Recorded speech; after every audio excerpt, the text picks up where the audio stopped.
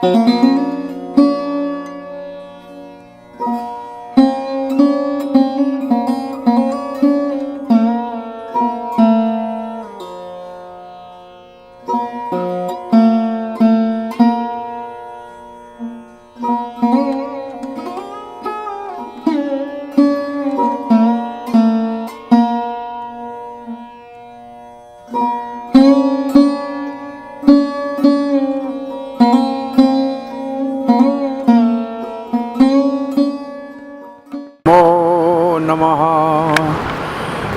नमो भगवते वासुदेवाय। ओम नमो भगवते वासुदेवाय।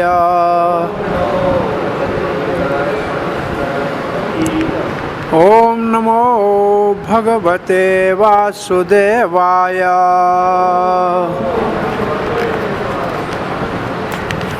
कृष्णाय वासुदेवाय देवकी नंदनाय च नंदगोपकुमाराय गोविंदाय नमो नमः। जय श्री कृष्ण चैतन्य प्रभु नित्यानंद श्री अद्वैत गदाधर शिवासादि गौर भक्त वृंद। हरे कृष्णा कृष्णा कृष्णा हरे हरे, हरे राम राम राम हरे हरे। हरे कृष्णा। कृष्ण बलराम मंदिर इस्कॉन वृंदावन के भाग्यशाली भक्तों, भक्ति शास्त्री के तीसरे विभाग के 13वें अध्याय का हम अध्ययन करने जा रहे हैं।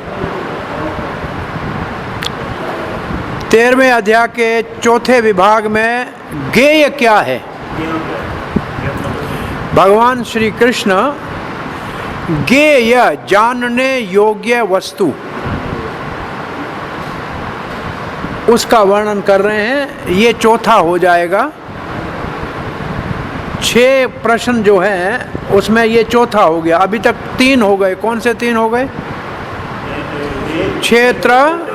क्षेत्रज्ञ और ज्ञान हो गया। अब ज्ञेय हो रहा है तो बच गए बाकी 2। कौन से बचे?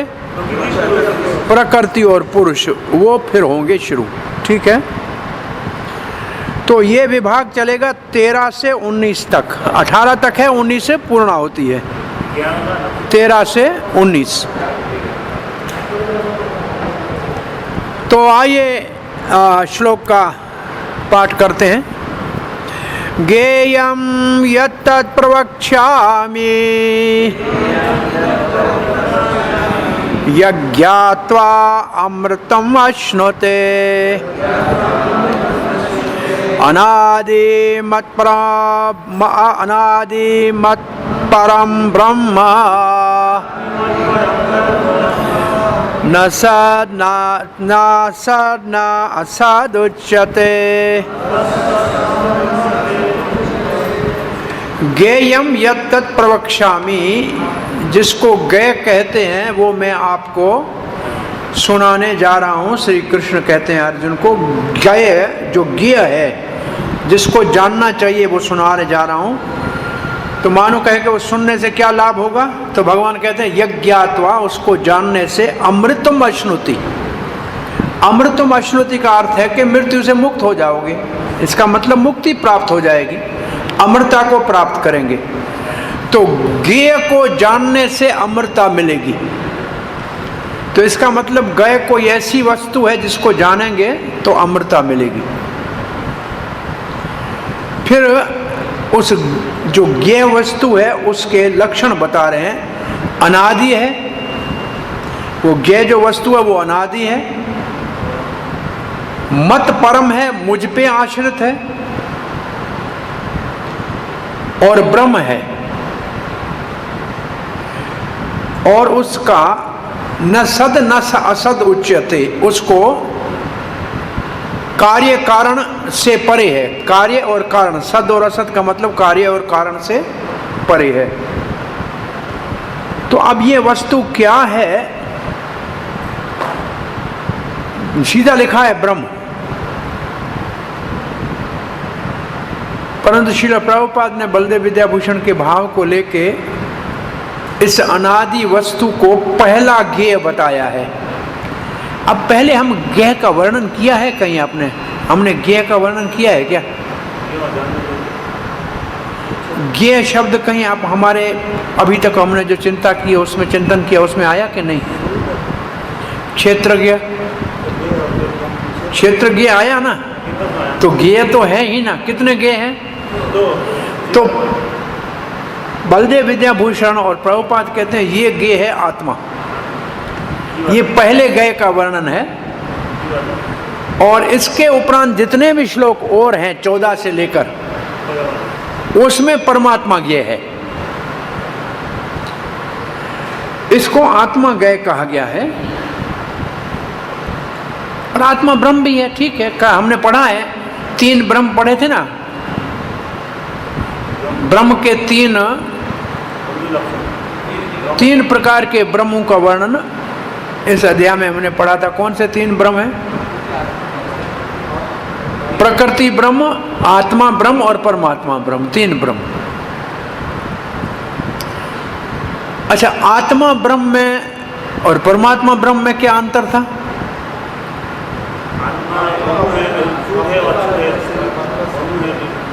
एक विज्ञानमय है और दूसरा, वो सारे जो ब्रह्म है उसके अंदर विज्ञानमय है आत्मा और आनंदमय है परमात्मा।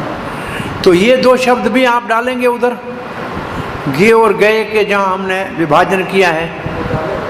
ये ज्ञेय कौन से डालने थे? विज्ञानमय और आनंदमय। और भी एक शब्द मैंने कहा था, कहीं रहा हुआ है, ढूंढ के पूरा करना। बहुत अच्छा। तो अब परंतु बलदेव विश्वनाथ चक्रवर्ती कहते हैं ये ब्रह्म है। तो जीव और परमात्मा दोनों की परिभाषा वो देते हैं, क्योंकि 2 ज्ञेय तो हैं ही। तो अब इसका अनुवाद पढ़िए प्रभुपाद जी के शब्दों में। अब मैं तुम्हें ज्ञेय के विषय में बताऊंगा, जिसे जानकर तुम नित्य ब्रह्म का आस्वादन कर सकोगे। नित्य ब्रह्म का आस्वादन कर सकोगे। तो अमृत अश्नोति को प्रभुपाद ने लिखा है नित्य ब्रह्म का आस्वादन कर सकोगे। हाँ जी। यह ब्रह्म या आत्मा जो अनादि है और मेरे अधीन है, इस भौतिक जगत के कार्य कारण से परे स्थित। अब देखिए, जो शब्द हैं प्रभुपाद जी के अनुवाद को इनके जो श्लोक के शब्दों में बिठा के दिखाओ।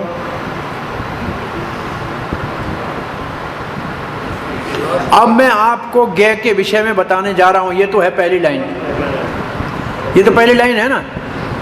जिसको जानकर आप क्या लिखा है? ब्रह्म की अनुभूति करोगे, ब्रह्म का आस्वादन करोगे। ये दूसरी लाइन का अर्थ है अमृतम अश्नोति, अमृता का, मुक्ति का, दोनों आचरण लिखा, मुक्ति का आनंद प्राप्त करोगे।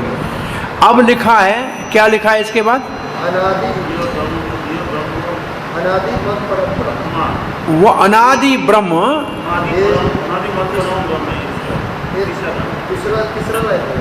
तीसरी लाइन का क्या है हिंदी में? यह ब्रह्म है आत्मा जो अनादि है। ये ब्रह्म है आत्मा जो अनादि है। ये ब्रह्म है जो, ये ब्रह्म है वो आत्मा है और ये अनादि है और ये मेरे ऊपर आश्रित है। मेरे आदमी ने मत परा हो गया, ठीक है। तो मत पर भी हो गया, अनादि भी हो गया और ये आत्मा है, ये ब्रह्म आत्मा है। देखो ये प्रभुपाद ने स्पष्ट कर दिया कि ये ब्रह्म परमात्मा नहीं है, आत्मा है, ठीक है। और फिर क्या लिखा? वो भौतिक प्रकृति के कार्य कारण से परे है। सद और असद, कार्य और कारण, ठीक है। कार्य सत और उसका कारण असत।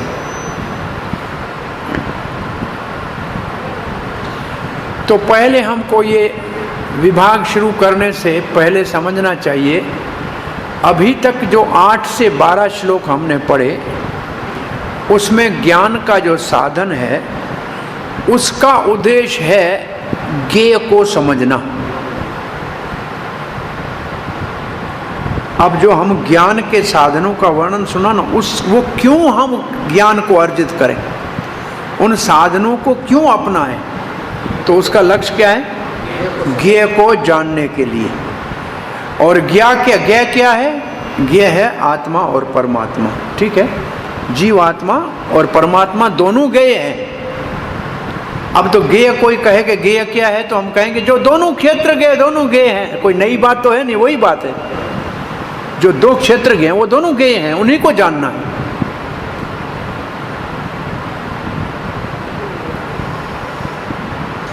चक्रवर्ती पाद इसमें ब्रह्म को लेते हैं, इसलिए हम उसको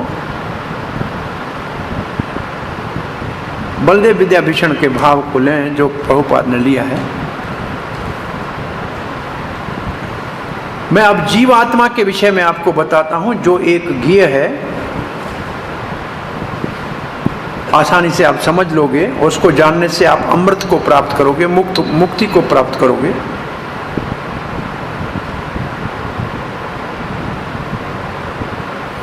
और दूसरी लाइन में जीवात्मा के विषय में भगवान बोल रहे हैं कि वो अनादि है। तब कहते हैं, कठोपनिषद में लिखा है, न जायते म्रियते वा कदाचन। ये जीवात्मा का लक्षण जो है कठोपनिषद में है और हमारे भगवत गीता में भी है, दोनों जगह है।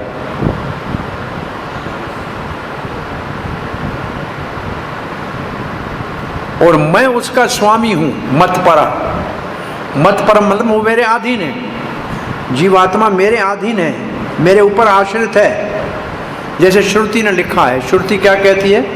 जीवात्मा भगवान पे आश्रित है। उसके लिए श्रुति का एक वचन हमारे प्रभुपाद जी के तात्पर्य में भी है, प्रधान क्षेत्रज्ञ पति गुणेश है। हाँ है ना, ये है श्वेताश्व उपनिषद का श्लोक। प्रधान क्षेत्रज्ञ, प्रधान क्षेत्रज्ञ का अर्थ क्या होगा? मुख्य क्षेत्रज्ञ मतलब परमात्मा। वो कैसा है? वो गुणों वाला है, गुणों का स्वामी है, सद्गुणों का स्वामी है। गुणेश, गुणों का ईश है। कैसे गुण? जैसे दिव्य गुण, भौतिक प्रकृति के नहीं, दिव्य गुण।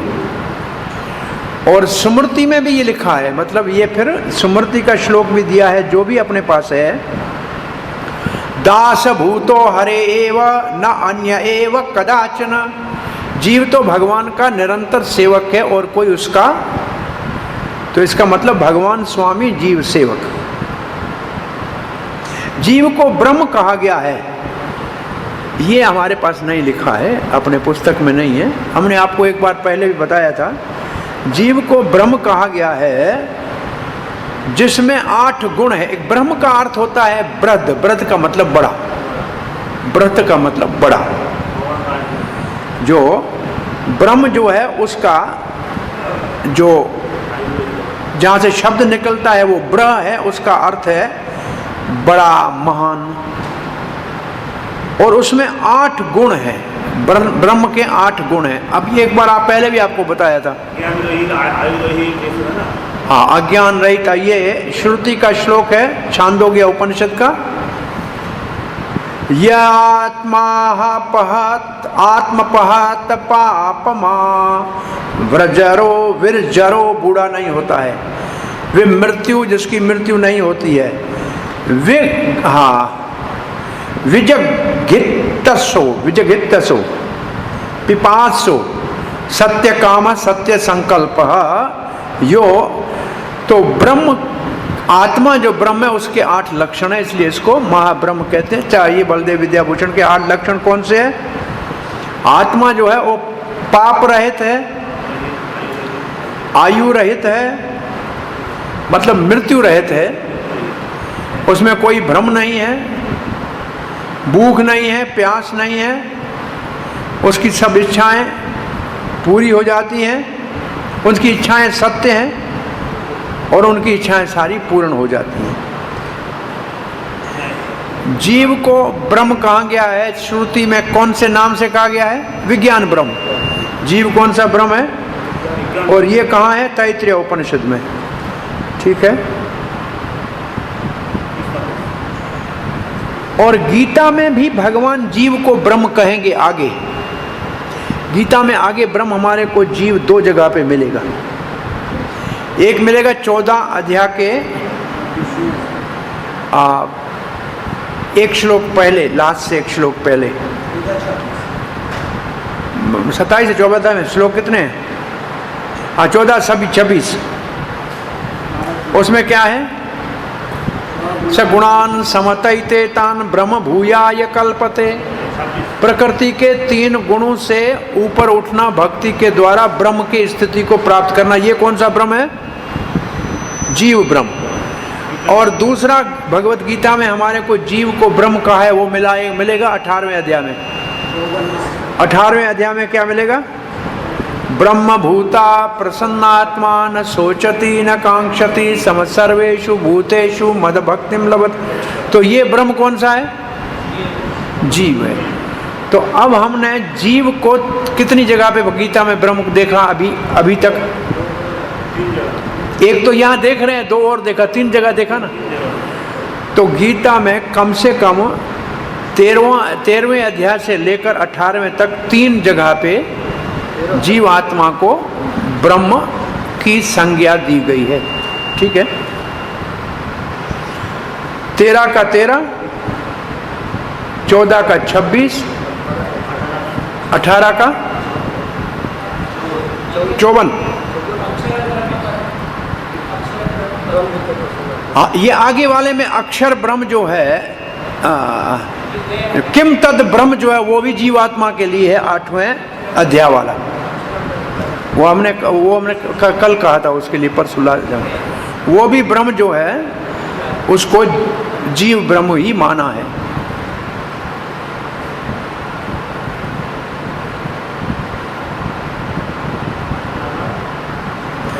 तो अब क्या बात बताने के कि शुद्ध जीव न तो कार्य है न कारण है प्रकृति का। शुद्ध जीव प्रकृति का कार्य कारण नहीं है।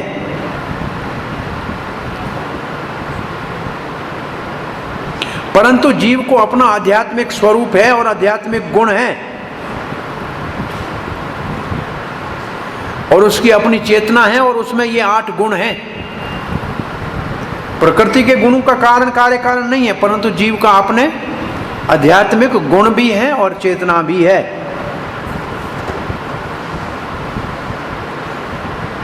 सत का मतलब कार्य है, कार्य। तो उनका अपना भौतिक जगत में कोई आत्मा का नाम रूप नहीं है। और असत का मतलब कारण।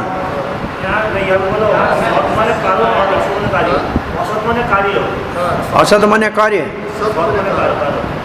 सत माने कारण। यहाँ अंग्रेजी में लिखा है इफेक्ट और सत। इफेक्ट तो कहते हैं कारण को, और काज और असत लिखा है। ये क्यों लिखा है? हो सकता है उसने अपने को, प्रभुपाद जी के तात्पर्य को देखते हैं। अभी तक भगवान ने क्षेत्र और क्षेत्रज्ञ का वर्णन किया, प्रभुपाद ने पहले ऐसे लिखा है। फिर लिखा है ज्ञान अर्जन करने का साधन भी बताया, और ये भी बताया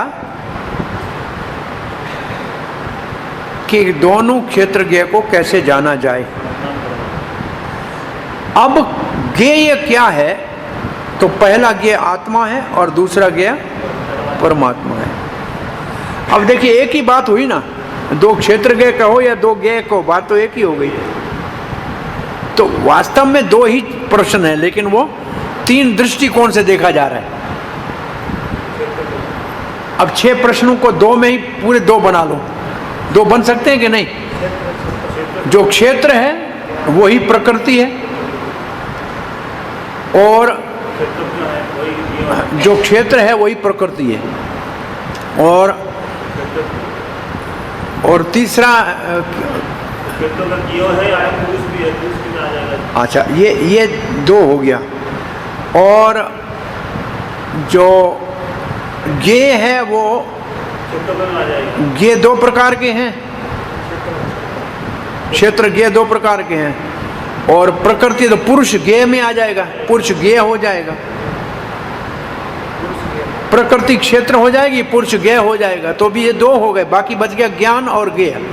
ज्ञान का मतलब केवल तीसरा ज्ञान है जिसके द्वारा ज्ञेय को जानना है। तो ये सिर्फ दृष्टि, अलग दृष्टिकोण से शब्द है, लेकिन वस्तु वही है, चीज वही है। ठीक है। तो अब ज्ञेय को जानना है, दो प्रकार के ज्ञेय है। अगर दोनों को कोई जानेगा तो क्या प्राप्त करेगा? अमृता को प्राप्त करेगा। यहां प्रभुपाद ने लिखा है अमृत जीवन, मतलब मृत्यु से मुक्त परे, मतलब मुक्ति प्राप्त करेगा। दूसरे अध्याय में प्रभुपाद ने लिखा है कि जीव को लिखा है कि वो नित्य है। ये दूसरे अध्याय में जो आत्मा का वर्णन है उसकी बात प्रभुपाद जी करें।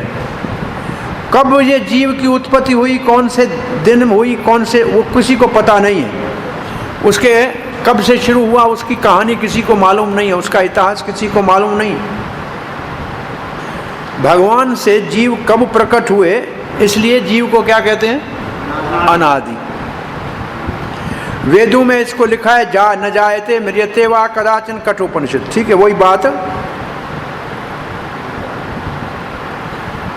जो क्षेत्रज्ञ है उसका न जन्म होता है और न मृत्यु होती है। और फिर तीसरा शब्द प्रभुपाद ने लिखा है, वो क्या लिखा है? क्षेत्रज्ञ की का न जन्म होता है न मृत्यु होता है, परंतु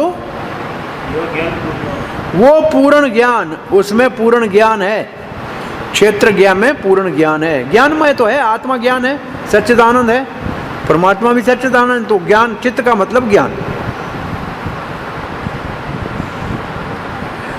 और परमात्मा को भी, जो परमात्मा जो है उसका भी वेदों में वर्णन है, श्वेताश्वर उपनिषद में। प्रधान क्षेत्रज्ञ गुणेश पति गुणेश, ये है परमात्मा क्षेत्रज्ञ।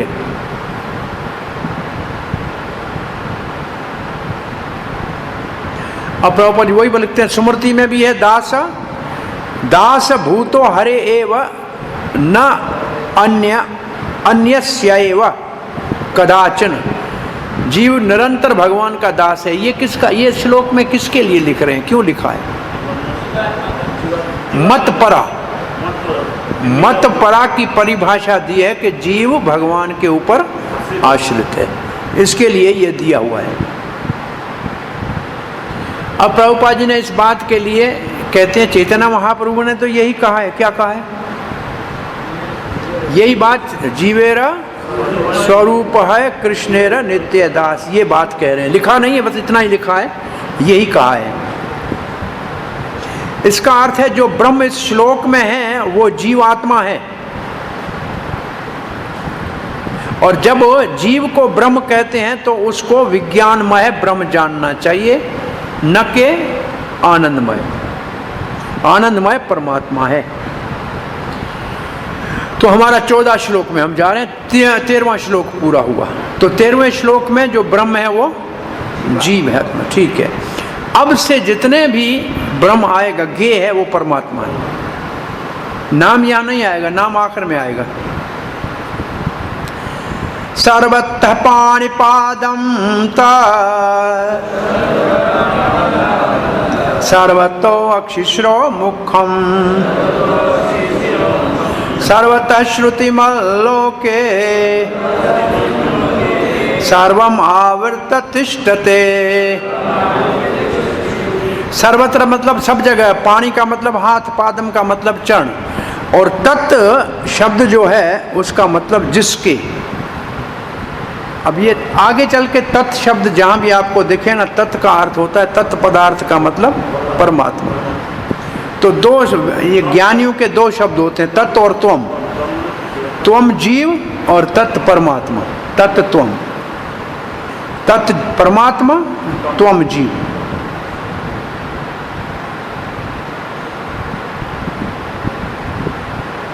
तो यहाँ तत्व जो शब्द है वो किसका सूचक है? देखो प्रभुपाद ने तत्व के लिए लिखा है, परमात्मा के नहीं। वो का मतलब परमात्मा है यहाँ। ठीक है, और हर जगह उनकी, सब जगह उनकी आंखें हैं, सर है और मुख है। ठीक है, ये दूसरी लाइन का अर्थ है। अक्षि का मतलब आंख, शिरो का मतलब सर, मुखम का मतलब मुख। सर्वतः श्रुतिमल लोके, सर्वतः श्रुतिमल लोके का अर्थ है उसके कान सर्वतः। श्रोत श्रुति हो गई, कान हो गया ना, कान भी सब जगह है। और फिर लिखा है परमात्मा covers everything in the universe, लोक सर्वम आवृत तिष्ठते, मतलब सारे लोक में प्रविष्ट है, उसको सारा लोक परमात्मा से ढका हुआ है। ये परमात्मा को सीधा ही हमारे आचार्यों ने इसको सीधा तत्व को परमात्मा लिख दिया यहाँ से, बस परमात्मा ही है, बस यहाँ से।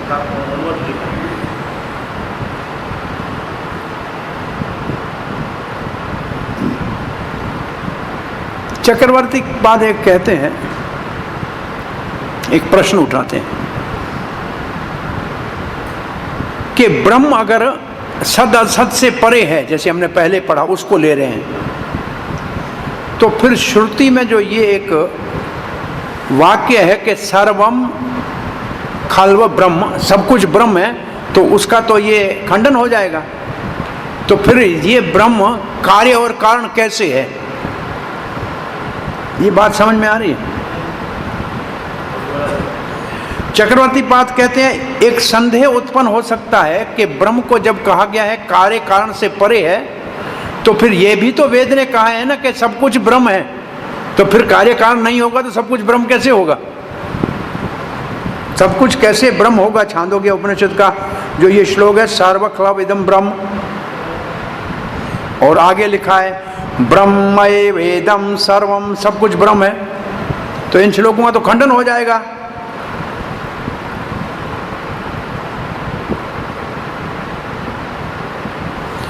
इसका उत्तर ये देते हैं कि भगवान और भगवान की शक्ति में कोई अंतर तो है नहीं, तो कार्य कारण तो है शक्ति। जगत का कार्य कारण कौन है? प्रकृति। परंतु है किसकी प्रकृति? भगवान की।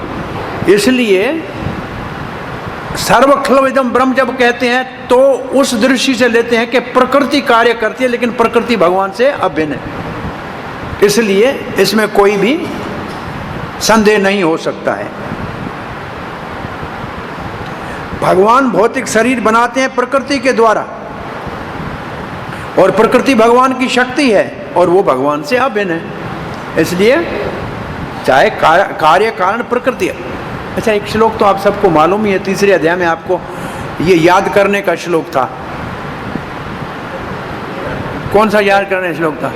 प्रकृति क्रियमाणानि गुणानि सर्व अहंकार, तो कार्य कारण करता प्रकृति है ना, प्रकृति सब कुछ कर रही है। वहां लिखा था ना कि जीव कुछ नहीं करता है, ये सिद्धांत वही है ना।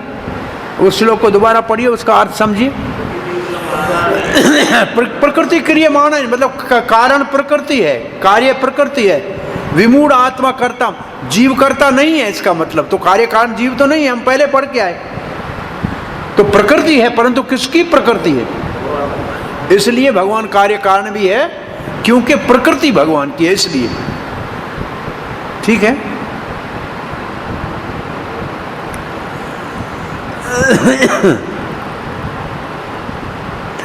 ब्रह्म के हाथ पांव सब जगह है, आंख मुंह सब जगह है, इसका क्या अर्थ है?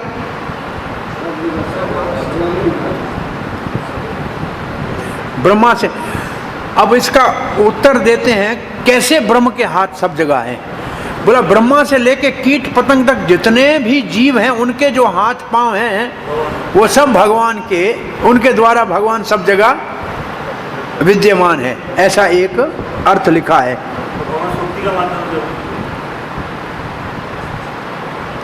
तो यहाँ बलदेव विद्याभूषण भी कहते हैं परमात्मा के विषय में ही इस श्लोक में वर्णन है, और तत्व का अर्थ है परमात्मा। अब प्रभुपाद जी लिखते हैं, पहला ही एक दे रहे हैं उपमा। देखिए उपमा दे रहे हैं, पहला लाइन प्रभुपाद जी का उपमा है।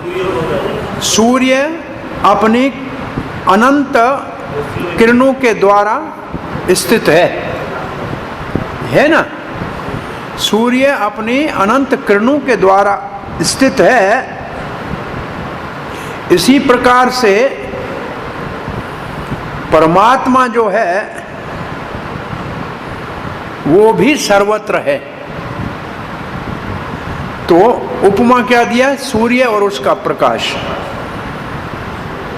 इसका अर्थ आगे प्रभुपाद जी थोड़ा और समझाएंगे, वो ध्यान से समझना पड़ेगा। भगवान, ये परमात्मा का अस्तित्व सर्वव्यापक है, हर एक जीव के हृदय में है, ब्रह्मा से लेकर कीट पतंग तक, ठीक है। और इनके जो भी हाथ पांव आंखें हैं वो सब अनंत हैं। ये प्रभुपाद जी वही बात लिख रहे हैं। अब वो कैसे है उसकी? अब मेरी आंख परमात्मा की कैसे है, मेरा हाथ परमात्मा का कैसे है? इसके लिए एक लाइन लिख रहे हैं प्रभुपाद जी। क्या लिखा है देखो, क्योंकि ये सब, इनका अस्तित्व परमात्मा में है और परमात्मा के ऊपर आधारित है। लिखा है कि ना, all are existing in and on super soul. क्या लिखा है? ये सभी परमात्मा में स्थित है और परमात्मा सर्वव्यापक,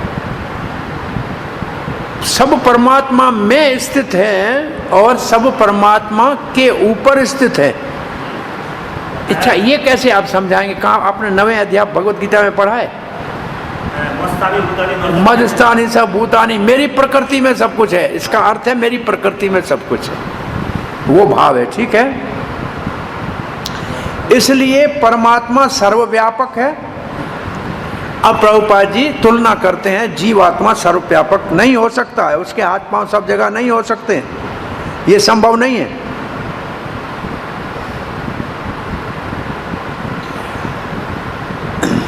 अब प्रभुपाद जी जो लाइन लिख रहे हैं, अब ये जो ये इसके बाद लिखा है, ये क्या है कोई बताए?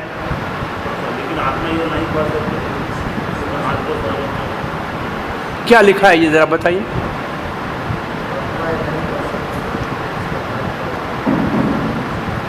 कोई समझा है इस बात को? जो लिखा है इसको समझे आप लोग?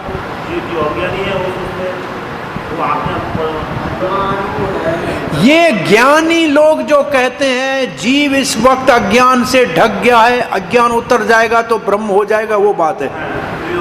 ये वो बात है जो ज्ञानी कहते हैं कि जीव अज्ञान से ढक गया है, ज्ञान होगा, अज्ञान का पर्दा उतर जाएगा तो जीव ब्रह्म हो जाएगा। ये बात सत्य नहीं है। ये प्रभुपाद जी कहते हैं ये बात सत्य नहीं, ये खंडन है। किसका? मायावाद का। ये ज्ञान और मायावाद का खंडन है। अब देखो, अब पढ़ के देखो, अब समझ में आ रहा है? हरे कृष्णा, आ रहा है समझ में? कल आप गाड़ी में बैठे थे, मैं आपको पूछा, आप बोले नहीं, महाराज के साथ कहीं से आ रहे थे आप? उन्हीं वो पीछे वो था, कहीं से आ रहे थे बाहर से, वो पार्थ सारथी वालों का लगा हुआ था, तो आपका म्यूट था। मैं पूछा कहाँ से आ रहे हो, तो कल क्लास उनकी मैं दे रहा था, तब मैं देखा था बैठे थे पीछे।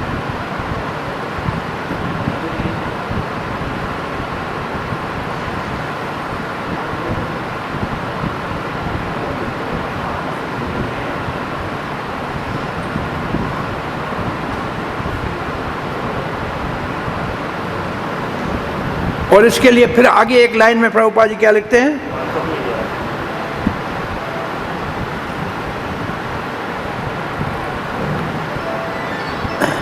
इसका अर्थ ये हुआ कि जीव जो है अगर भौतिक प्रकृति से बंध गया है तो वो महान नहीं है। इसलिए जीव से परमात्मा भिन्न है।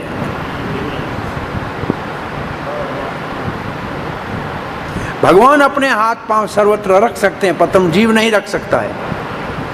भगवत गीता में ये कहा हुआ है कि भगवान को जो पत्र पुष्प फल अर्पण करता है, भगवान उसको स्वीकार कर लेते हैं। तो भगवान स्वीकार कर लेते हैं तो उसके हाथ पांव सब जगह है, इसलिए स्वीकार कर लेते हैं ना, सब जगह है इसलिए स्वीकार कर लेते हैं। और ये कौन सा? ये भगवान का सर्वव्यापकता है, सर्वशक्ति मानता है। भगवान अपने धाम में होते हुए भी सर्वत्र है। ये ब्रह्म संहिता का श्लोक है। गोलोक एवं निवस्य आत्मभूत। ठीक है, ये है भगवान की शक्ति। ब्रह्म संहिता में लिखा हुआ है गोलोक एक निवस्य, ये पढ़ा है इसमें, है ना, है पढ़ा है नीचे। ठीक है, और जो जीव है ऐसे नहीं कर सकता है, जीव सर्वव्यापक नहीं हो सकता है, इसलिए इस श्लोक में परमात्मा का वर्णन है, जीव का नहीं है। ठीक है, तो 13 में जीव का है और 14 में परमात्मा का है। ठीक है, अब 15वां पढ़ने जा रहे हैं। सर्वेन्द्रिय गुणाभासम सर्वेन्द्रिय विवर्जितम असक्तम सर्वभृक्षैव निर्गुणम गुण भोक्तृच। सर्व इंद्रिय गुण आभासम, आभास का मतलब चमकना अथवा किसी ज्ञान, एक चमक और ज्ञान, प्रकाश या ज्ञान दोनों का है। तो हमारी सारी इंद्रियों को, हमारी सारी इंद्रियां और उनके विषय, उनको प्रकाशित कौन करता है? परमात्मा। सर्व इंद्रिय विवर्जितम, परंतु उसकी अपनी कोई भौतिक इंद्रिय नहीं है। परमात्मा की कोई भौतिक इंद्रिय नहीं है, परंतु हमारे इंद्रियों को प्रकाशित करते हैं। असक्तम, किसी चीज में भी आसक्त नहीं है परमात्मा, परंतु सबका भरण पोषण करता है। सर्वभृक् चैव का मतलब सबका भरण पोषण करने वाला। उपदृष्टा, अनुमंता, भरता, भोक्ता, ये भरता, ये भरता का अर्थ सर्वभरता, ये भरता है। निर्गुणम, प्रकृति के गुणों से परे है। गुण भोक्तृच, परंतु गुणों का भोक्ता है। ये कौन से गुण है? षड्गुण संपन्न भगवान, ऐश्वर्य, ये सारे गुण तो हैं ही, उनका स्वामी है, परंतु प्रकृति के गुण उसमें नहीं है। तो इसमें सब एक चीज़ के पहले तो लिखा है, एक दूसरे के विपरीत है। सारे गुणों को सारी इंद्रियों को प्रकाशित करता है, अपनी इंद्रियां नहीं है। अनासक्त है, सबका भरण पोषण करता है। निर्गुण है, परंतु सारे गुणों का भोगता है। ये श्लोक का है। इंद्रियों और इंद्रियों के विषयों को प्रकाशित करता है, और इसके लिए श्रुति का एक मंत्र दिया हुआ है। यह चक्षुषः, चक्षुः के उपनिषद का है कि जिसकी आंख से हमारी आंख देखती है।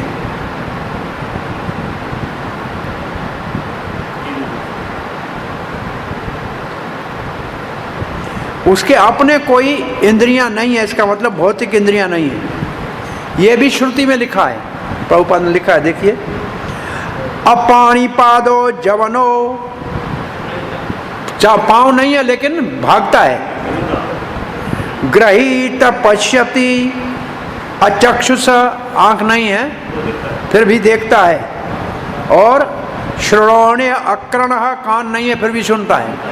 इसका मतलब भौतिक नहीं है, दिव्य है। ये श्वेताश्वरोपनिषद श्लोक है। परास्य शक्ति बहुधय बश्रोदते ए स्वाभाविकी ज्ञान बल क्रिया च, ये पूरा श्लोक है। उसकी 4 शक्तियों के द्वारा ये साम काम होता है। कौन सी 4 शक्तियां हैं परमात्मा की? ज्ञान बल क्रिया, ज्ञान कल बरिया, 3 ही हो गई ना, ज्ञान कल बल क्रिया च, ज्ञान बल और क्रिया।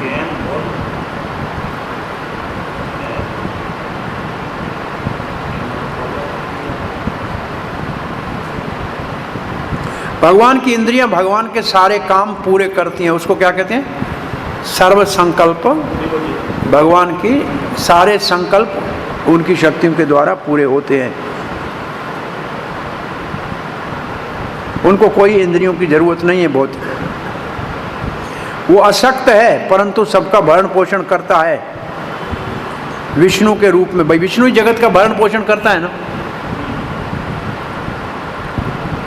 भौतिक कोई गुण नहीं है उनके रूप में, परंतु वो 6 गुणों का भोगता है। भग कौन से? ऐश्वर्य, वीर्य, यश, श्री, ज्ञान, वैराग्य, ये गुण तो है ना भगवान में।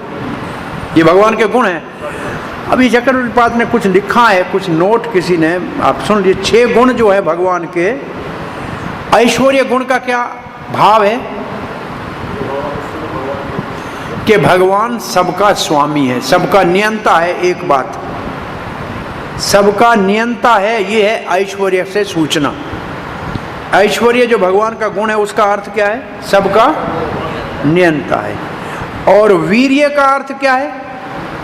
भगवान की अचिंत्य शक्तियां जिनके द्वारा वो जीव और प्रकृति को प्रकट करते हैं और अवतारों में अपने आप को प्रकाशित करते हैं। वीर्य का क्या अर्थ है? भगवान अपनी अचिंत्य शक्ति से जीव और प्रकृति को प्रकट करते हैं और अपने नाना अवतारों में प्रकट होते हैं। ये कौन से गुण का प्रभाव है? वीर्य। तो ऐश्वर्य हो गया, वीर्य हो गया। अब है यश। यश है भगवान का जो श्री विग्रह है वो सद्गुणों का सागर है। भगवान का अपना जो श्री विग्रह है वो सद्गुणों का सागर है। उनका मन, उनका वाणी, ये भगवान का जो नव यौवन है ना, ये उसका सूचक है। कौन सा गुण? यश। यश भगवान के सच्चिदानंद विग्रह के जो विग्रह, मन, वाणी की का जो विलास है उसी को कहते हैं यश। और ज्ञान का अर्थ है भगवान सर्वज्ञ है, सर्वज्ञ। और वैराग का अर्थ है कि वो भौतिक सारे जगत से विरक्त है। भौतिक जगत में कोई आसक्ति नहीं, लेकिन भक्तों में आसक्ति है। ये एक प्रभुपाद जी ने क्या लिखा है, अभी अपने पुस्तक को देख लीजिए। जीव के सारे इंद्रियों का भगवान ही प्रकाशत है, परंतु भगवान को स्वयं उनकी कोई भौतिक इंद्रियां नहीं है हमारे जैसी। लिखा है ना, ये लिखा है ना, देखो क्या लिखा है पहली लाइन में। स्रोत है कि मतलब उनको इंद्रियां देने वाले हैं, वहीं से इंद्रियां आती हैं, परंतु भगवान को कोई भौतिक इंद्रिय नहीं है। अब प्रभुपाद जी एक और बहुत अच्छी बात लिख रहे हैं, ये देखो कभी सामान्य आप नहीं देखेंगे। ये क्या लिख रहे हैं प्रभुपाद जी, कोई समझ रहा है? मुक्त होता है प्रकृति में आके वो बंद हो जाते हैं। प्रभुपाद लिख ये रहे हैं, जैसे मेरा हाथ है ना, ये हाथ है अभी इस वक्त इसके अंदर है, तो ये हाथ के ऊपर हाथ चढ़ा लेते हैं ना, तो बाहर से जैसे हाथ चढ़ा हुआ है उससे काम हो रहा है। तो हम जो जीव है ना इस दुनिया में, जिन्होंने शरीर धारण किया है ना, तो हमारी अपनी जो आत्मा की इंद्रिय है हाथ, उसके ऊपर ये हाथ के ऊपर ये भौतिक चमड़ी का हाथ रख दिया है। तो हमारी सारी इंद्रियां जो है आत्मा के स्वरूप में, उसके ऊपर भौतिक पर्दा चढ़ा हुआ है। जैसे हाथ है तो हाथ जैसा चढ़ा हुआ है, आंख है तो आंख जैसा चढ़ा हुआ है, नाक है तो नाक जैसा चढ़ा हुआ है। भगवत कहते भाई आपने कुर्ता बनाना है मेरा, तो मेरे शरीर जैसा ही बनेगा ना, उसके आधार पे बनेगा। परंतु भगवान की इंद्रियां ऐसी नहीं है कि अंदर जो उनकी इंद्रिय भी वही है, उसके ऊपर जो पर्दा है कोई और नहीं है। ये बात यहाँ कही गई। अब पढ़ के समझो, देखो समझ में आ रही है।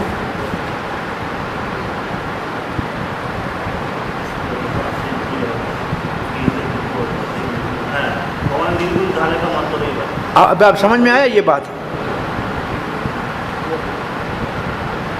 भाई जैसे आप आजकल कोरोना में वो जो डॉक्टर को पूरा एक भूत बना देते हैं, तो उसके अंदर तो डॉक्टर है, लेकिन बाहर से वो उसको सारा पूरा वो एक जुब्बा पहना देते हैं, तो वो उसका अपना स्वरूप नहीं है, उसमें दुखी होता है वो, लेकिन वो पहनना पड़ता है। हमारा ये हाल है, ये शरीर हमको पहना दिया है, ये उसने जुब्बे में डाल दिया है, हम कोई सुखी नहीं है इसमें। लेकिन हम समझ रहे हैं कि डॉक्टर भी समझ रहा है ठीक है मेरे को तो काम करना है, तनख्वाह मिलने की, पहनना पड़ेगा, हम भी ऐसे पहन के बैठे हो। लेकिन भगवान का ऐसा नहीं है, ये अंतर में, दोनों में अंतर है। भगवान निर्गुण है का मतलब प्रकृति के तीनों गुणों से परे है। भगवान की इंद्रियां हमारे जैसी नहीं है, वो हमारी इंद्रियों का स्रोत है, उनकी दिव्य इंद्रियां हैं, वो भौतिक कलमश से मुक्त है। ये श्वेताश्वर उपनिषद में लिखा है, पाणी पादो जवनो ग्रहीत, ये जो श्लोक है लिखा हुआ है, ठीक है। भगवान के भौतिक हाथ पांव नहीं है, परंतु उनके हाथ हैं। जब हम यज्ञ में कुछ अर्पण करते हैं तो वो उसको ग्रहण करते हैं। ये है जीव और परमात्मा में अंतर। भौतिक आंखें नहीं है, परंतु वो सब कुछ भूत भविष्य वर्तमान को देखते हैं, सबके हृदय में विराजमान है। हमने पहले क्या किया था, अब क्या कर रहे हैं, आगे क्या करेंगे, ये सब भगवान जानते हैं। ये भगवत गीता में भी प्रमाणित किया गया है कि वो सब कुछ जानते हैं, उसको कोई नहीं जानता है। कहाँ लिखा है, देखिए बच्चे, 7वें अध्याय में, वेदाहम समतितानि वर्तमानि चारण तानि अहम वेद सर्वाणि नमम न त्वं वेतत परंतप। ये श्लोक है, ये लिखा है ना गीता में भी कहा गया है। तो यहाँ कोने में ये श्लोक लिख दो ताकि याद आए क्या है ये आपके अध्ययन का उद्देश्य। नहीं तो बहुत से लोग, आप देखो गीता में लिखा है, ये कहाँ है कोई पता नहीं, ऐसे पढ़ के जाएंगे, कोई मतलब नहीं है उसका। ये 7 का होगा मेरे ख्याल में, क्या कहाँ 24-25 के रेंज में होना चाहिए। क्या है, वेदाहम समतितानि वर्तमानि न चार्जुन तानि हम वेद सर्वाणि न त्वं वेतत परंतप। ये कि दूसरा है, क्या है 7 का 24, देखो 24 में देखो, 24 हाँ 26 क्या है, माम तु वेद न कश्चन। अब देखो यही शब्द है ना, ये श्लोक लिखा हुआ है, तो यहाँ कोने में देखो ये 7 का 26, ठीक है।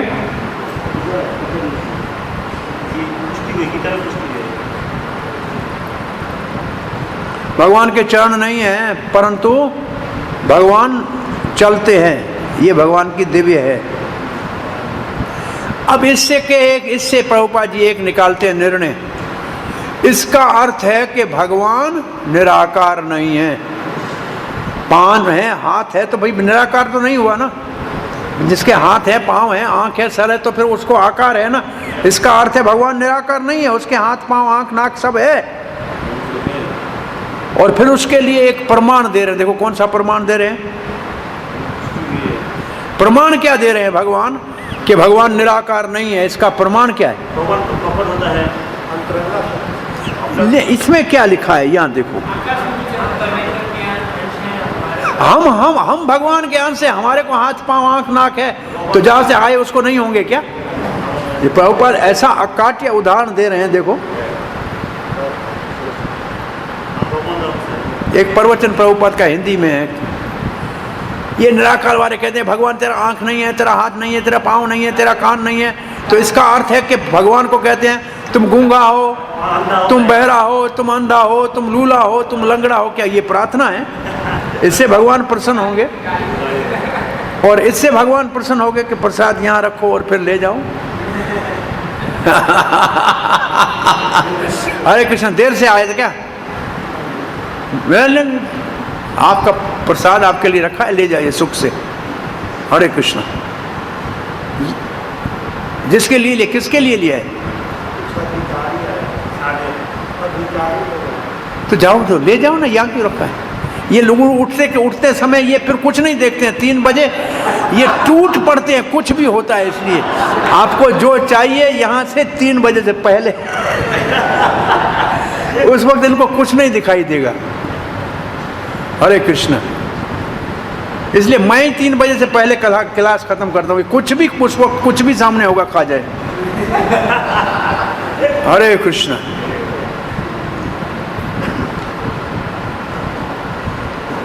इसलिए भगवान निराकार नहीं है, और क्योंकि हम भगवान के अंश हैं, हम भी अगर आकार रखते हैं तो भगवान निराकार कैसे हो सकता है? ठीक है। परंतु भगवान के इंद्रियां हमारे जैसी भौतिक कलमश नहीं वाली नहीं है। भगवत गीता में भी इस बात को प्रमाणित किया गया है। ये कौन सा श्लोक है बताइए?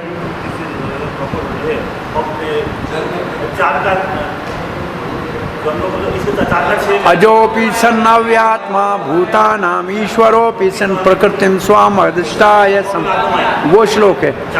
अब लगता है ये श्लोक है, आप पढ़ के देखो, लगता है कि यही है। हाँ, यही लग रहा है। मैं अपनी योग माया से प्रकट होता हूँ, अजन्मा होते हुए भी मैं अपनी अंतरंग शक्ति से, ये लिखा है ना, अंतरंग शक्ति प्रकट होते हैं, भगवान ने लिखा है ना यहाँ, तो योग माया से प्रकट होता हूँ, यही अर्थ हुआ ना। कौन सा श्लोक हुआ? 4 का 6। अजोपि सन्नव्यात्मा भूतानाम ईश्वरोपि सन् प्रकृतिम स्वाम अधिष्ठाय संभवामि आत्मा मायया, ये वो श्लोक है, ठीक है। तो ये अब आपको लगा है कि आपको पढ़ने में ऐसे जब भी आए तो ढूंढना चाहिए, नहीं, ये थोड़ा सा अध्ययन का आपका उद्देश्य ये होना चाहिए। अच्छा, प्रकृति भगवान को प्रभावित क्यों नहीं करती? प्रभुपाद ने उसका कारण लिखा है। प्रकृति प्रभु को प्रभावित नहीं करती क्योंकि वो प्रभु के अधीन है, वो स्वतंत्र नहीं है, वो भगवान के पीछे होती है प्रकृति। तो भगवान को क्या करेगी? कुछ नहीं करेगी, छाया के समान है। छाया हमारा क्या बिगाड़ेगी? आपकी छाया आपका कुछ बिगाड़ सकती है क्या? नहीं बिगाड़ सकती है, वो तो आपके अधीन है। आप हिलेंगे तो छाया हिलेगी, ऐसे नहीं छाया हिले तो अब आप हिलो, ऐसा नहीं हो सकता है। तो प्रकृति भगवान की छाया है। कहीं पढ़ा है क्या? प्रकृति भगवान की छाया है, कहाँ पढ़ा है? भागवत के 1:7 में, 1:7-5-6 में, 1:7-5-6 ऐसे कुछ, ठीक है।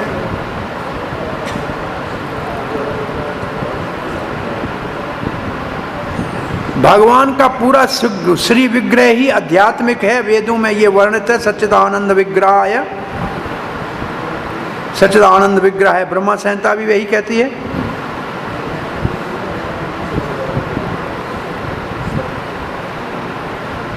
सारी शक्तियों के स्वामी हैं, सारे धन के स्वामी हैं। ये तो जैसे भगवान के लक्षण लिखे हैं। ये जो लिखा है ना, सब ये 6 गुण लिखे हैं, आगे पीछे करके 6 गुण ही लिखे हैं। ये 6 गुण लिखे ना, मिले कि नहीं मिले? फिर लिखा है भूत व्रत, सब भूतों के पालन करने वाले हैं। और साक्षी प्रभुपाद ने आगे लिख दिया है। और जब ये लिख रहे थे प्रभुपाद, जो इनको आगे वाला श्लोक प्रभुपाद जी ऐसे दिमाग में आ गया। कौन सा? उपदृष्टा, अनुमंता, भर्ता, भोक्ता, महेश्वर। तो उन्होंने उपदृष्टा भी साथ में लिख दिया कि भगवान साक्षी भी है क्योंकि वहाँ दोनों है, भर्ता और साक्षी दोनों हैं। यहाँ केवल भर्ता है, तो प्रभुपाद ने वो जैसे आया तो वो भी साथ में लिख दिया कि परमात्मा के ये गुण है। वैदिक जहाँ तक साहित्य का प्रश्न है, भगवान सदा ही दिव्य स्थिति में है, अलौकिक है।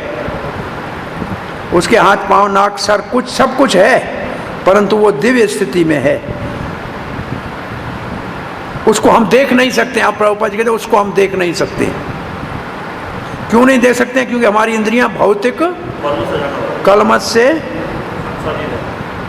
आच्छादित है, ढकी हुई है, वही उसको देख नहीं सकते। इसलिए निराकारवादी कहते हैं, क्या कहते हैं?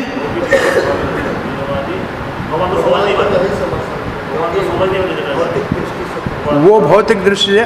इसलिए निराकारवादी जो अभी तक भौतिक इंद्रियों के प्रभाव से प्रभावित है, वो भगवान को समझ नहीं सकते।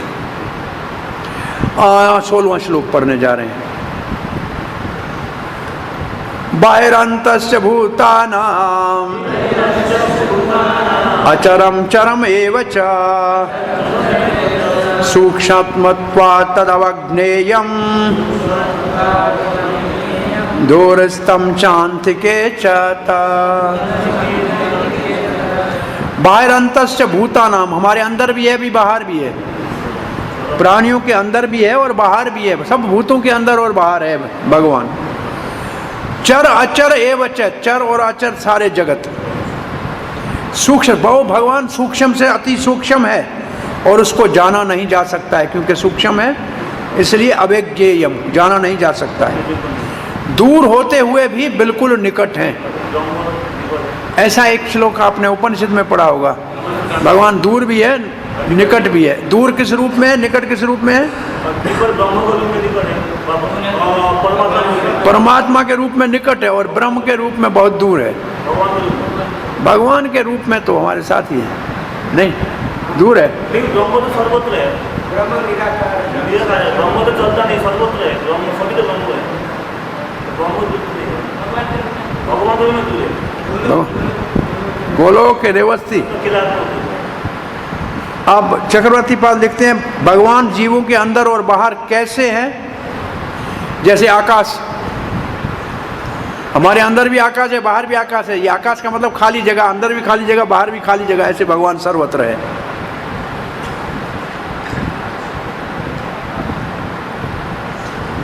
बोला ये चर अचर जगत सारा ही भगवान है, क्योंकि भगवान इसका कारण है। ये अचिंत्य भेद अभेद तत्व है, कोई उसको ठीक तरह जान नहीं सकता है। अज्ञानियों के लिए तो उसको समझना असंभव है, उनके लिए तो वो कोसों दूर है, पर बुद्धिमान व्यक्ति के लिए वो बहुत निकट है, क्योंकि वो अंतर्यामी के रूप में सबके हृदय में बैठा है। श्रुति ने लिखा है दूरात् सुदूरे तदा इहांतके च पश्यत स्व इह निहतम गुह्याम।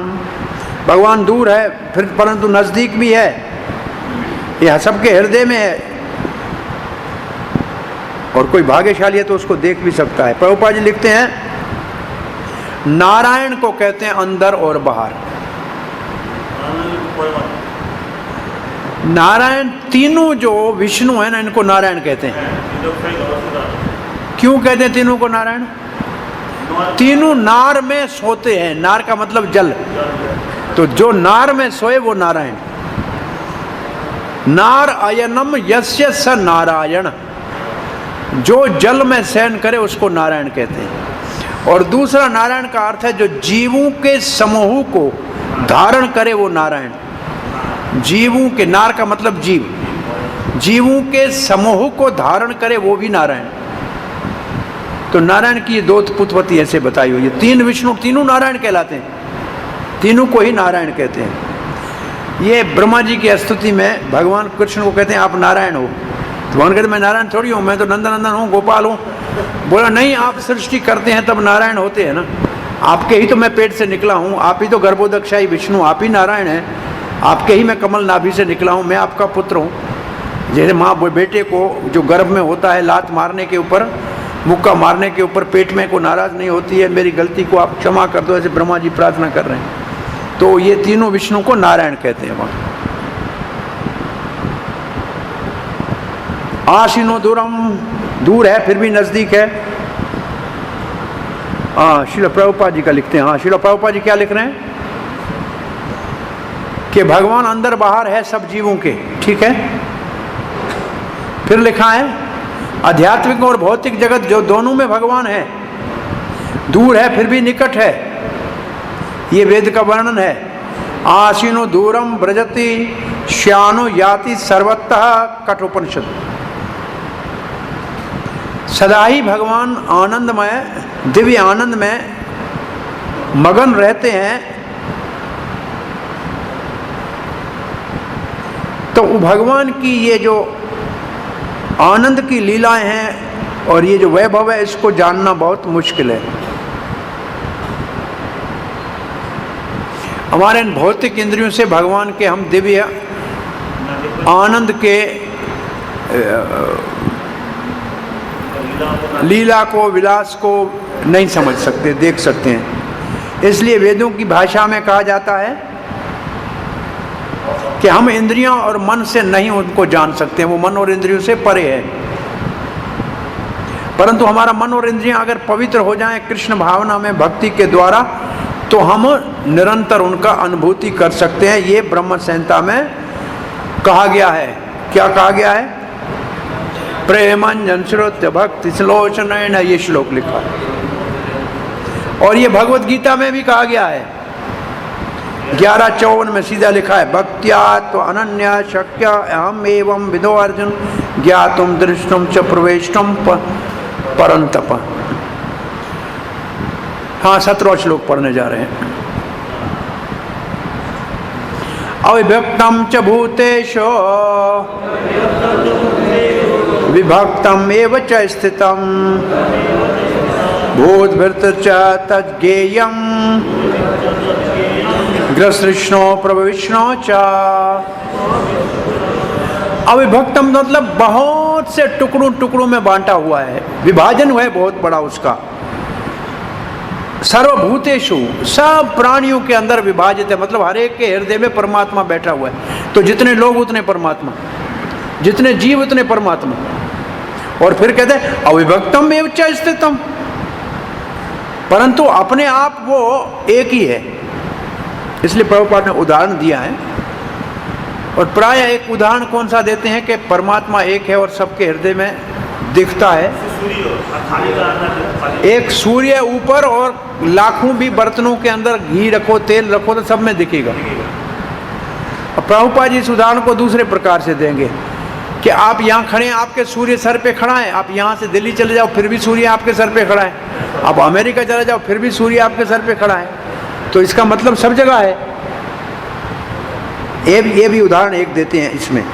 और फिर क्या लिखा है दूसरी लाइन में, भूत भृतर्च, सब भूतों को भरण पोषण करते हैं।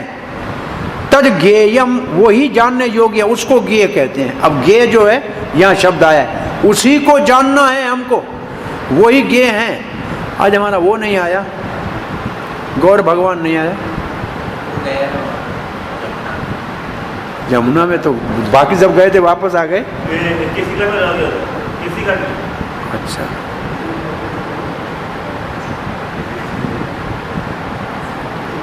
ग्रसृष्णु का, ग्रसृष्णु प्रभु विष्णु का अर्थ क्या है? ग्रसृष्णु मतलब सारे जगत को प्रलय कर लेगा। और प्रभु विष्णु, प्रभ का मतलब क्या है? अहम सर्वस्य प्रभव, वही प्रभ है, वही प्रभ शब्द यही है, मैं सारे जगत की उत्पत्ति करता हूं। तो उत्पत्ति जो है ना, ये प्रभु वही शब्द है, प्रभु विष्णु मतलब विष्णु जो उत्पत्ति करता है।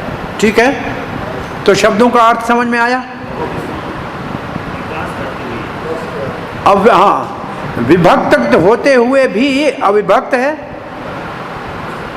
सबका पालन पोषण करने वाला है और संहारक और सृष्टि करता है।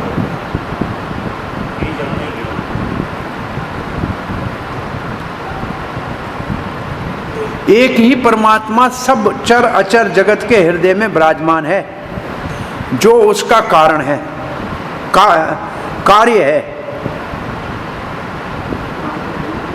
कारण है भगवान और कार्य है ये सारे जीव, उन सब के हृदय में है।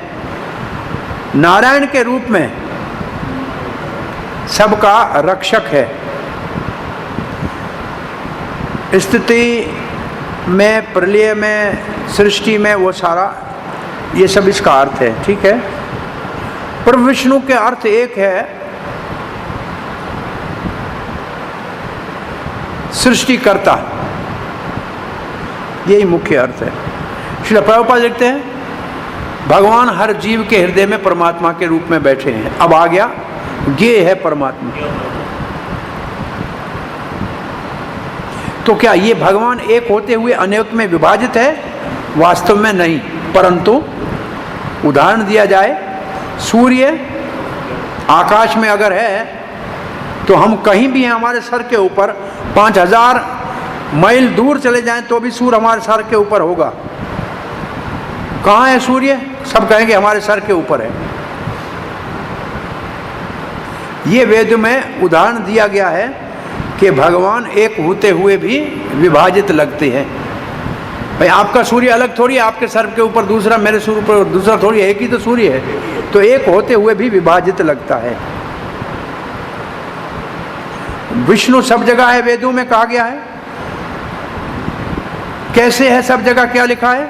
अपनी सर्वव्यापक शक्ति के द्वारा, जैसे सूर्य एक जगह होते हुए भी सब जगह दिखता है।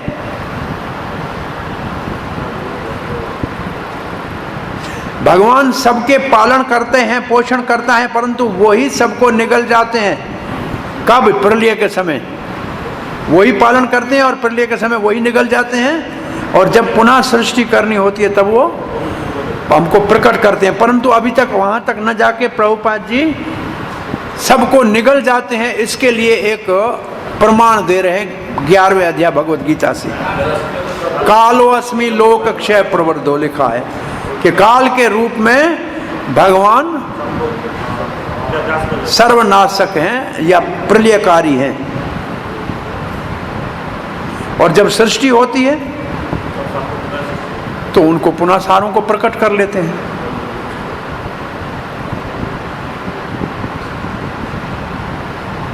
और वेदों में कहा है कि भगवान सबका उद्गम स्थान है, सब जीवों का और सब कुछ का, जन्मादि यस्य यत्। और सृष्टि करने के बाद भगवान सर्वव्यापक रूप से, सर्वशक्तिमान के रूप से सबका पालन करते हैं, और जब प्रलय होती है तो सब कुछ भगवान में समा जाता है। ये सब वेदों में वर्णन है। यतो वा इमानि भूतानि जायन्ते येन जानन्ति जीवन्ति यतः यत्यन्त्यः अभिश्वंस विशन्ति तद ब्रह्म तद विज्ञासस्व। तैत्तिरीय उपनिषद। कोई इसकी परिभाषा नहीं लिखी है,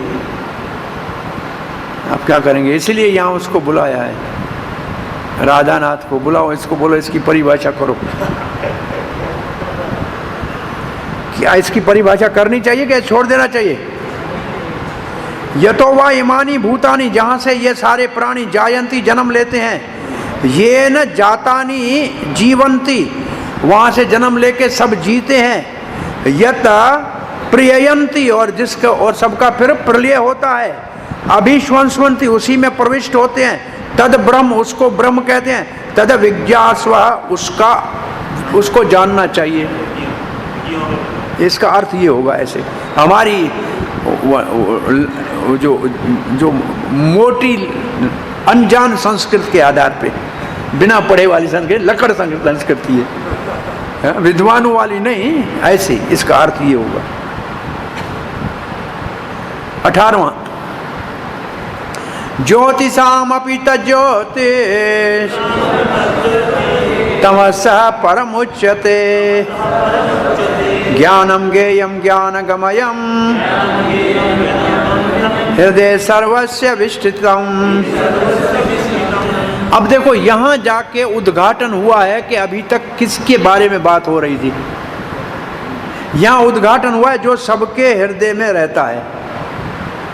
यहाँ जाके प्रभुपाद हर जगह परमात्मा कहते हुए आ रहे हैं, लेकिन वहाँ तत्व ऐसे ही कुछ लिखा था, लेकिन यहाँ स्पष्ट रूप से लिखा है कि अभी तक जो चर्चा की गई वो उसकी गई जो सबके हृदय में परमात्मा के रूप में बैठे।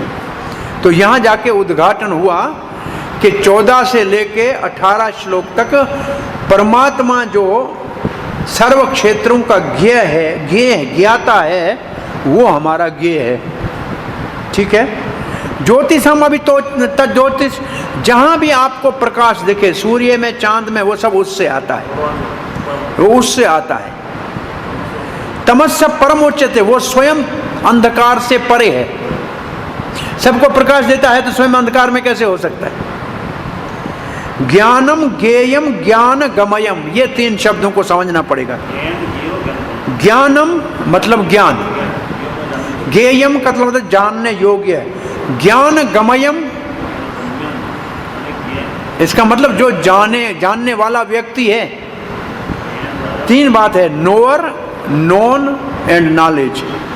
क्या लिखा है देखो ठीक तरह से। ज्ञान द्वारा पहुंचने योग्य, वो तो ज्ञेय हो गया। ज्ञान गमयम, ज्ञान के द्वारा जिस तक पहुंचा जाए। ज्ञान माने जानने योग्य, वो तो ठीक है। ज्ञान माने ज्ञान द्वारा पहुंचने योग्य।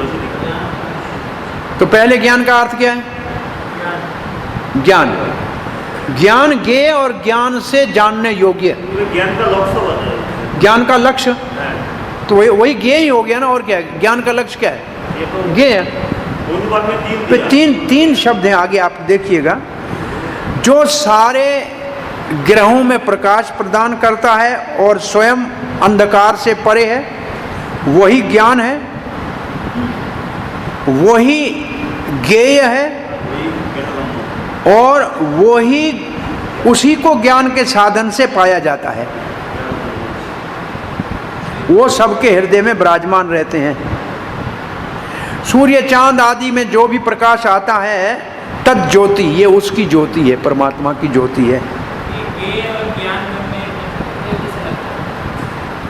ज्ञेय का मतलब जिसको जाना जाए, जो विषय है, और जिस द्वारा जाना जाए वो हो गया ज्ञान गमय। ज्ञान जिस द्वारा जिसको जाना जाए, असल में होना ये जिस द्वारा का मतलब कोई व्यक्ति जानेगा ना, अपने आप तो नहीं है, जो साधन करके उसको जाने। आगे शब्द 3 आएगा, ज्ञान ज्ञेय ज्ञाता। ज्ञान ज्ञेय ज्ञाता। ज्ञान का मतलब ज्ञान, ज्ञेय का मतलब जानने योग्य, ज्ञाता का मतलब जानने वाला। भाई जो ज्ञान के माध्यम, ज्ञान का विषय किसके लिए? जानने वाले के लिए, जो जानना चाहे उसके लिए तो होगा वही जाकर, तब जाके ये बात पूरी होगी। तो सारे तारामंडल को प्रकाश भगवान देते हैं और स्वयं अंधकार से परे हैं। श्रुति में लिखा है, ये न सूर्य तपति ही तजस्येन्दः। सूर्य को वो प्रकाश देता है जहां से गर्मी आती है। और ये कठोपनिषद का श्लोक है, न तत्र सूर्यो भाति न चंद्र तारकम नेमे विद्युतो भाति कुतो अयम अग्नि तदेव भान्तम अनुभाति सर्वम। उसके प्रकाश से सबको प्रकाश मिलता है। और चक्रवर्ती बाल लिखते हैं श्वेताश्वर में, आदित्य वर्णम तमस्य परस्तात्, वो स्वयं अज्ञान से दूर है। ज्ञानम का अर्थ है, ज्ञान का अर्थ अब सुन लीजिए चक्रवर्ती बात की भाषा में। ज्ञान का अर्थ है जिसके द्वारा कोई, ये तो पहले ज्ञान बुद्धि का, ये किसका काम है? बुद्धि का। ज्ञान है बुद्धि का काम, जिसके द्वारा हमको किसी चीज की जागृति हो कि ये चीज यहां पड़ी है।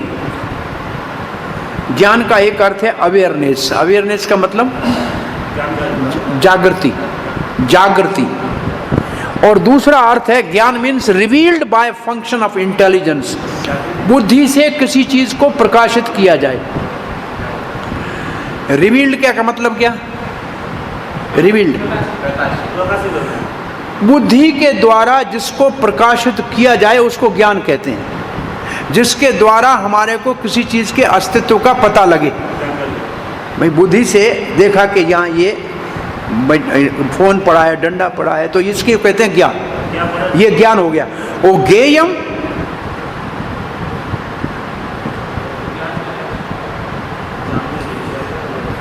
ज्ञेयम, ज्ञेयम का मतलब है विशेष उसके रूप और गुणों के विषय में जागृति।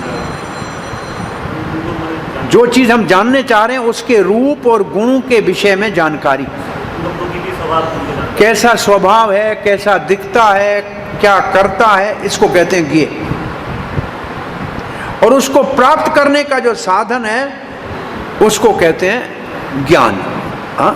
उसको कहते हैं ज्ञान गमय। ज्ञान गमय का मतलब ज्ञान का साधन। वो हो गए 20 साधन तो ये। हाँ, वो वहां से लेके अमानितम से लेके और आखिर तक वो है ज्ञान गमय। चक्रवर्ती बात कहते हैं ज्ञान गमय का अर्थ है ज्ञान के 8 से 12 श्लोक वाले साधन।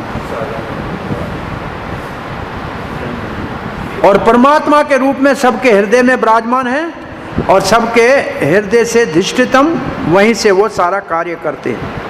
प्रभुपाद जी लिखते हैं,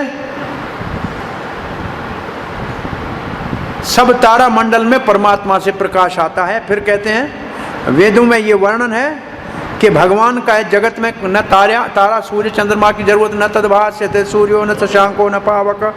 ये श्लोक है 15 का दिया हुआ, ठीक है। वहां जो ब्रह्म ज्योति का प्रकाश है वो भौतिक जगत में नहीं आता है। क्यों नहीं आता है? क्या हो गया भौतिक जगत में? ब्रह्म ज्योति का प्रकाश भौतिक जगत में कैसे ढक जाता है? पढ़ो, बताओ। महत तत्व के बादल के स्वरूप ब्रह्म ज्योति के ऊपर महत तत्व का बादल आ जाता है तो भौतिक जगत अंधकारमय हो जाता है। इसका मतलब सृष्टि क्या है? जहां महत तत्व का बादल आ जाए ना, वहां प्रकृति वो एक ब्रह्मांड बन गया, वो उसकी वजह से अंधकार हो गया, ठीक है। इसलिए हमारे को सूर्य चंद्रमा बिजली आदि की जरूरत है, भौतिक जगत में इसकी जरूरत नहीं है।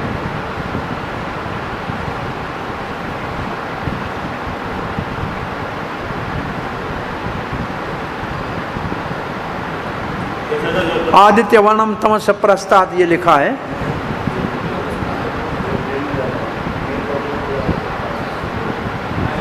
भगवान का ज्ञान दिव्य है और वेदों में ब्रह्म को क्या कहा गया है? दिव्य ज्ञान। ब्रह्म कैसा है? घनीभूत ज्ञान है, चिदघन ब्रह्म।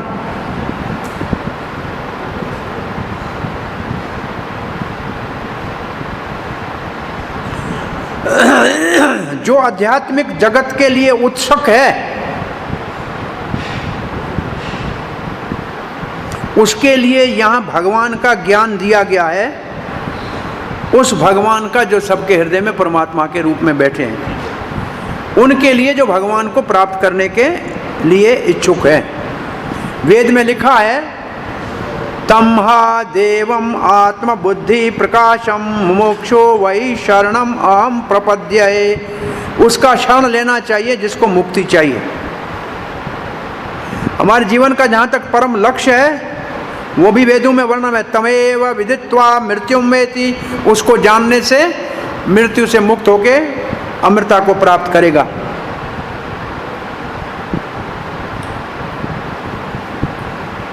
जो सबके हृदय में है वो परम नियंता है, उसके हाथ पांव सर्वत्र हैं। कैसे? हम जीवों के द्वारा। अब प्रभुपाद जी आ रहे हैं, इसलिए दो ज्ञेय हैं। कौन से?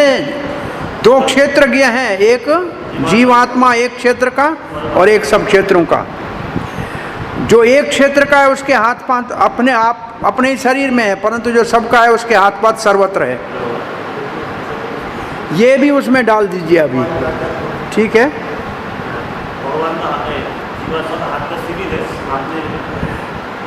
सर्वस्य प्रभुम ईशानम सर्वस्य शरणम व्रत। भगवान सबके स्वामी हैं, इसलिए सबको उनका शरण लेना चाहिए। कोई इनकार नहीं कर सकता। इसलिए परमात्मा आत्मा से भिन्न है। अब अंतिम श्लोक पढ़ें कि नहीं पढ़ें? पूरा हो गया ये। इसमें बहुत महत्वपूर्ण बात है कि केवल भक्त ही इसको जान सकते हैं। ये कल पढ़ के और आगे का कल का विभाग हम पढ़ेंगे। भगवान श्री कृष्ण पुरुष और प्रकृति का वर्णन 20 से 26 तक करेंगे और उनका आपस में मिलन कैसे हुआ, पुरुष और प्रकृति का आपस में मिलन, ये 20 से 26 तक कल वर्णन करेंगे और अंतिम श्लोक भी पढ़ेंगे। हरे कृष्ण। क्या कुछ प्रश्न है क्या? एक ऐसे एक तब तक वहाँ पहुँचे तब तक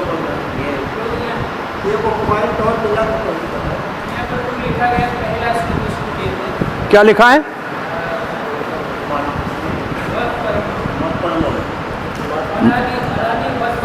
अनादि मद परम। हाँ,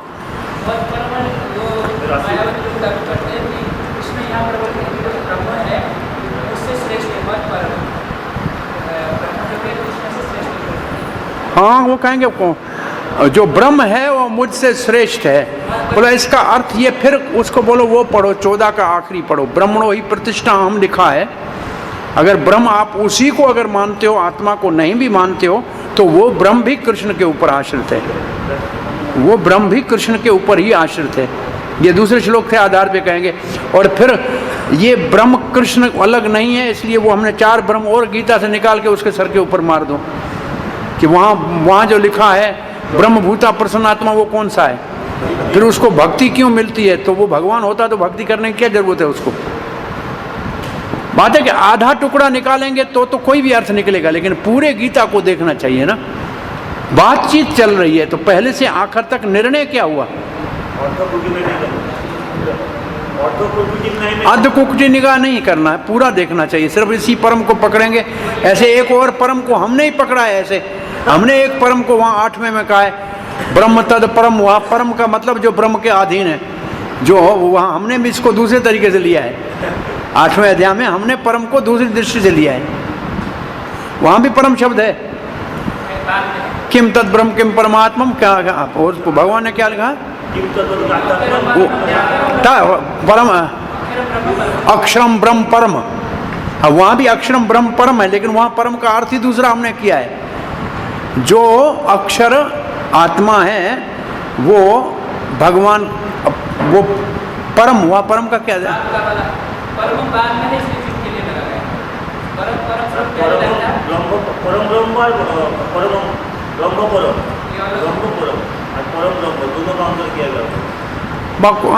दोनों में वहाँ परम अलग है और यहाँ परम का अलग भाग आगे है, पीछे, इसलिए जीप में लिया गया।